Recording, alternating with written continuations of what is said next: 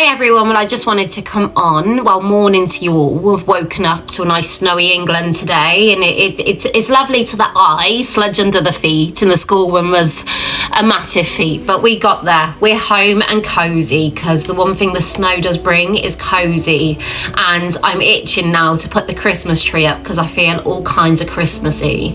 Anyway, I wanted to come on as a non-expert because I'm far from, just someone who draws on her own experience of witnessing as a child, you know, that time when your brain is like a sponge absorbing it all in.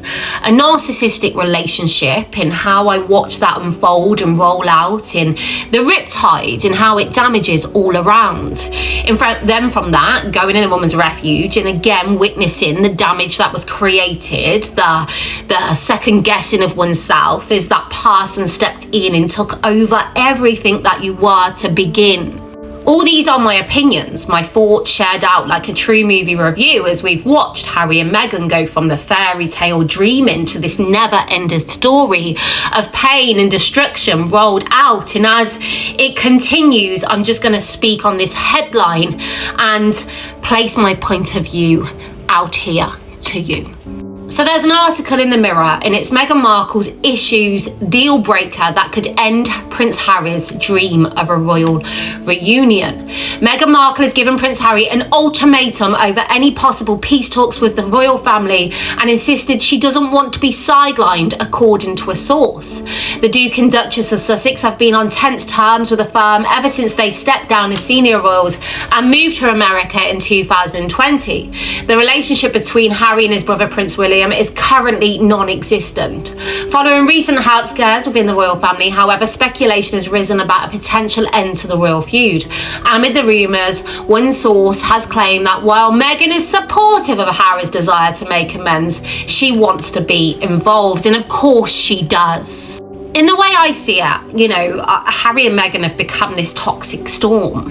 You know, everything left in their wake is damaged and pain. You know, it's these two entities from across the globe, two different families, two different ways of life, in how they met, and how all of a sudden that collision went on a course of such division. And here's the thing, right? How many people do you know that have found themselves together in a couple where both sides are from toxic families? Because normally opposites attract, like me and my husband, you know. I'm the one who's a bit more emotionally unstable, growing up in abuse, and how that's left me confused. Now he's 2.4, the perfect family, and how he become my rock in this, you know, this life we've built. And I'm not saying that people from toxic families don't align and they don't find themselves. And normally they will both realise and establish prior to meeting that their families were wrong and they've had to cut ties.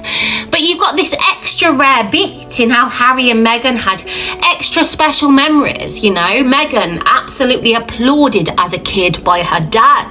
No issues until she met Harry and her life met a different track. Same with Harry. We watched him with his bond with his brother and his family and his dad, hugs, Christmases at Sandringham, and how they, you know, they were. It was positive. It was all good. I'm not saying there wasn't cracks because that's family. However, what happened so bad that when these two met, every memory come bad? And there are many red flags for me across this journey of Harry and Meghan and what they've placed out in front of me. From special moments with Lilibet and skin on skin with Harry, and how Meghan chose that moment to tell him that he is now a man and no longer a spare, and for that I love you, which for me is emasculating in every way. Why in this positive, happy, joyous moment of cradling his baby daughter do you have to sucker punch him in the stomach and remind him of all that you tell us is bad, you know? And for me, in growing up in the way I do, in the way they just beat you down slowly with these slight little comments in a good and they bring you back to bad, and that to me was a giant red flag. But here's another one. Prince Harry blames himself for Meghan Markle's incredibly sad relationship with Dad Thomas Markle. If Meghan wasn't with me, then her dad would still be her dad, Prince Harry says of the relationship between wife Meghan Markle and her father, Thomas Markle. And what I would say to that is Meghan Markle is a grown woman and she's responsible for her own decisions. She carries those memories, those moments, those, the hundreds of videos on Dad's shelves of recording every milestone of her growing up. She was a part of that.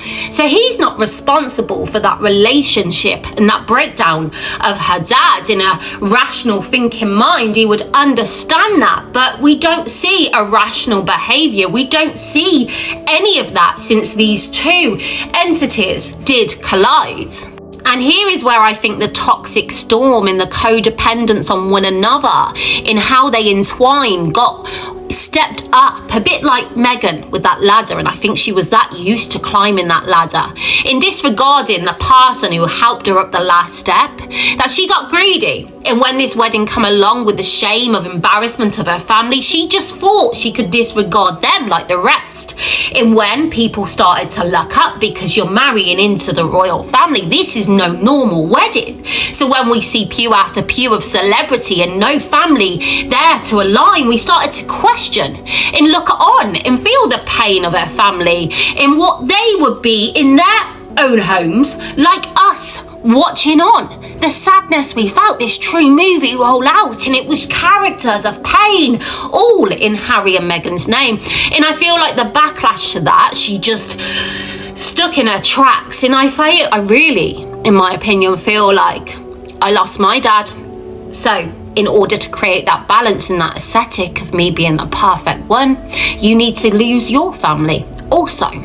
This toxic storm got bigger and grew bigger, and more victims got brought in, because what else can explain this navigation that they've invited us all to luck in? And that's why you hear Prince Harry saying that he feels responsible. And I bet he does. And I can only imagine she tells him he is, and she sacrificed so much for his family, for his country, to come and attack her. And she's even lost her dad. So do I believe that she wants to be centre stage at peace talks? Absolutely yes. And one, to keep up this narrative that we're both these major victims of this narcissist families all rolled out, and she knows she don't want to come back to the UK. So as I'd guess, she knows this will create that wedge. But if it does work out, she can hanker and hold on to that manipulation of that guilt ensued within him, as he is responsible for her losing her dad. But also equipped in him now is this guilt and responsibility of including her in, because he is responsible to begin. And this is where I see the toxicity roll out in front of me, in taking my own experience in how they will slowly manipulate you, where everything you do is wrong. Everything you say is wrong. Every action and behavior that they will create and do is a part of you too. But these are just my thoughts rolled out. But reality is, Harry is not responsible for Meghan Markle in the breakdown of the relationship of her dad.